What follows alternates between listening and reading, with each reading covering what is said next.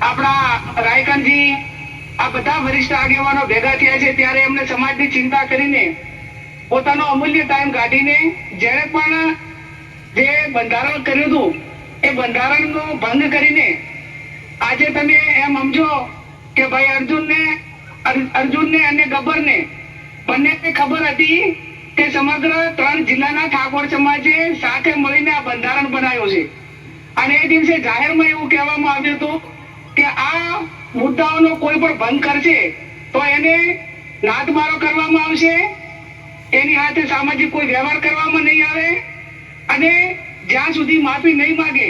ત્યાં સુધી જે ગામની કમિટી હોય જાબડિયાની એ જે કે એ પ્રમાણે કરવાનું રહેશે. ત્યારે મારે અર્જુનને અને ગબ્બરને અને જાબડિયા ગામને કહેવું છે કે આ સારું બંધારણ બનાવ્યું હતું અને બીજા સમાજે જેને પણ બાકીના 5 સમાજે બંધારણ બનાવ્યું એમાં ડીજેનો ઉપયોગ કોઈ પણ પ્રસંગોમાં ન કરવો એ ઠાકોર સમાજે તો રાખ્યું પણ તમામ સમાજોએ આપણા સમાજનું અનુકરણ કર્યું અને આપણા સમાજનું જે બંધારણ બનાવ્યું છે સારું બનાવ્યું છે એટલા માટે બીજા સમાજે પણ એ પ્રમાણે બંધારણ બનાવ્યું. તો આજે એ ઠાકોર સમાજને એકને નુકસાન નથી કર્યું, બાકીના 5 સમાજો કે 6 સમાજો જેને પણ બંધારણ કર્યું હતું એમનું પણ ક્યાંક ને ક્યાંક મનોબળ ઢીલું પાડવા માટેનો પ્રયત્ન આ જાબડિયા ગામમાંથી થયો છે, એમને કર્યો છે. એ સમાજનો દ્રોહ કર્યો છે. એ કોઈ દંડને પાત્ર નહીં, પણ તમે બધા જે આગેવાનો નિર્ણય લઈ અને આવું બીજા કોઈ ન કરે